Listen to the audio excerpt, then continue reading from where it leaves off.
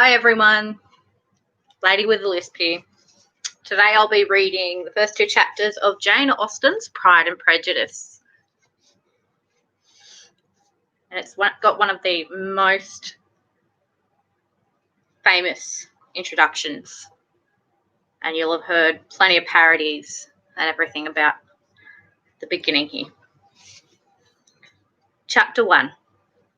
It is a truth universally acknowledged that a single man in possession of a good fortune must be in want of a wife. However little known the feelings or views of such a man may be on his first entering a neighbourhood, this truth is so well fixed in the minds of the surrounding families that he is considered as the rightful property of some one or other of their daughters. "My dear Mr. Bennet," said his lady to him one day, "have you heard that Netherfield Park is let at last?" Mr. Bennet replied that he had not. "All about it." Mr. Bennet made no answer. "Do not you want to know who has taken it?" cried his wife impatiently. "You want to tell me, and I have no objection to hearing it." This was invitation enough. "Why, my dear, you must know. Mrs. Long says that Netherfield is taken by a young man of large fortune from the north of England, that he came down on Monday in a chaise and four to see the place, and was so much delighted with it that he agreed with Mr. Morris immediately that he is to take possession before Michaelmas, and some of his servants are to be in the house by the end of next week." "What is his name?" "Bingley." "Is he married or single?" "Oh, single, my dear, to be sure. A single man of large fortune, 4,000 or 5,000 a year. What a fine thing for our girls." "How so? How can it affect them?" "My dear Mr. Bennet," replied his wife, "how can you be so tiresome? You must know that I am thinking of his marrying one of them." "Is that his design in settling here?" "Design? Nonsense! How can you talk so? But it is very likely that he may fall in love with one of them, and therefore you must visit him as soon as he comes." "I see no occasion for that.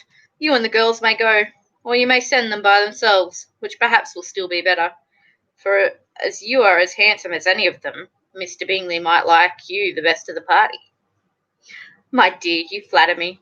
I certainly have had my share of beauty, but I do not pretend to be anything extraordinary now.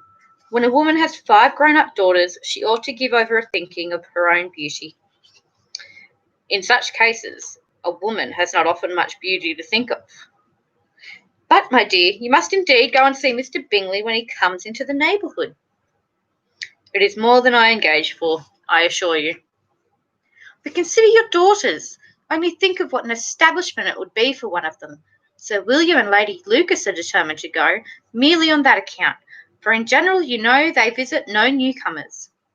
Indeed, you must go, for it will be impossible for us to visit him if you do not." "You are over-scrupulous, surely. I dare say Mr. Bingley will be very glad to see you, and I will send a few lines by you to assure him of my hearty consent to his marrying whichever he chooses of the girls, though I must throw in a good word for my little Lizzie." "I desire you will do no such thing. Lizzie is not a bit better than the others, and I am sure she is not half so handsome as Jane, nor half so good-humoured as Lydia, but you are always giving her the preference." "They have none of them much to recommend them," replied he. "They are all silly and ignorant like other girls, but Lizzie has something more of quickness than her sisters." "Mr. Bennet, how can you abuse your own children in such a way? You take delight in vexing me. You have no compassion for my poor nerves." "You mistake me, my dear. I have a high respect for your nerves. They are my old friends. I have heard you mention them with consideration these 20 years at least." "Ah, you do not know what I suffer." "But I hope you will get over it, and live to see many young men of 4,000 a year come into the neighbourhood." "It will be no use to us if 20 such should come, since you will not visit them." "Depend upon it, my dear, that when there are 20, I will visit them all." Mr. Bennet was so odd a mixture of quick parts, sarcastic humour, reserve, and caprice that the experience of 23 years had been insufficient to make his wife understand his character. Her mind was less difficult to develop. She was a woman of mean understanding, little information, and uncertain temper. When she was discontented, she fancied herself nervous. The business of her life was to get her daughters married. Its solace was visiting and news.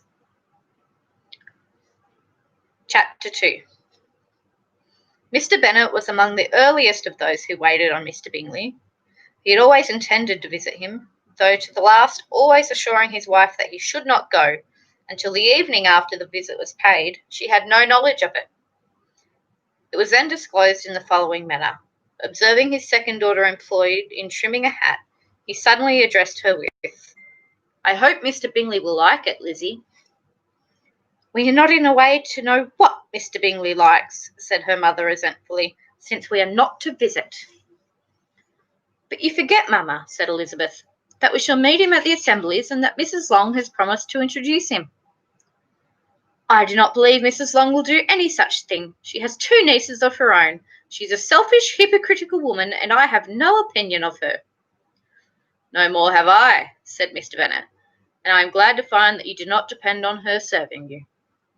Mrs. Bennet deigned not to make any reply, but unable to contain herself, began scolding one of her daughters. "Don't keep coughing so, Kitty. For heaven's sake, have a little compassion on my nerves. You tear them to pieces." "Kitty has no discretion in her coughs," said her father. "She times them ill." "I do not cough for my own amusement," replied Kitty fretfully. "When is your next ball to be, Lizzie?" "Tomorrow night." "Ay, so it is," cried her mother, "and Mrs. Long does not come back till the day before, so it will be impossible for her to introduce him, for she will not know him herself." "Then, my dear, you may have the advantage of your friend, and introduce Mr. Bingley to her." "Impossible, Mr. Bennet, impossible. When I am not acquainted with him myself, how can you be so teasing?" "I honour your circumspection. A fortnight's acquaintance is certainly very little. One cannot know what a man really is by the end of a fortnight. But if we do not venture, somebody else will. And after all, Mrs. Long and her nieces must stand their chance, and therefore, as she will be an act of kindness, if you decline the office, I will take it on myself." The girls stared at their father. Mrs. Bennet said only, "Nonsense, nonsense." "What can be the meaning of that emphatic exclamation?" cried he. "Do you consider the forms of introduction and the stress that is laid on them as nonsense? I cannot quite agree with you there. What say you, Mary? For you are a young lady of deep reflection, I know, and read great books and make extracts." Mary wished to say something very sensible, but knew not how. "While Mary is adjusting her ideas," he continued, "let us return to Mr. Bingley." "I am sick of Mr. Bingley," cried his wife. "I am sorry to hear that, but why did you not tell me so before? If I had known as much this morning, I certainly would not have called on him. It is very unlucky, but as I've actually paid the visit, we cannot escape the acquaintance now." The astonishment of the ladies was just what he had wished, that of Mrs. Bennet perhaps surpassing the rest, though when the first tumult of joy was over, she began to declare that it was what she had expected all the while. "How good it was in you, my dear Mr. Bennet! But I knew I should persuade you at last. I was sure you loved your girls too well to neglect such an acquaintance. Well, how pleased I am! And it is such a good joke, too, that you should have gone this morning and never said a word about it till now." "Now, Kitty, you may cough as much as you choose," said Mr. Bennet, and as he spoke, he left the room, fatigued with the raptures of his wife. "What an excellent father you have, girls," said she, when the door was shut. "I do not know how you'll ever make him amends for his kindness, or me either, for that matter. At our time of life it is not so pleasant, I can tell you, to be making new acquaintance every day, but for your sakes we would do anything. Lydia, my love, though you are the youngest, I dare say Mr. Bingley will dance with you at the next ball." "Oh," said Lydia stoutly, "I'm not afraid, for though I am the youngest, I'm the tallest." The rest of the evening was spent in conjecturing how soon he would return Mr. Bennet's visit, and determining when they should ask him to dinner. And that's the end of the first 2 chapters.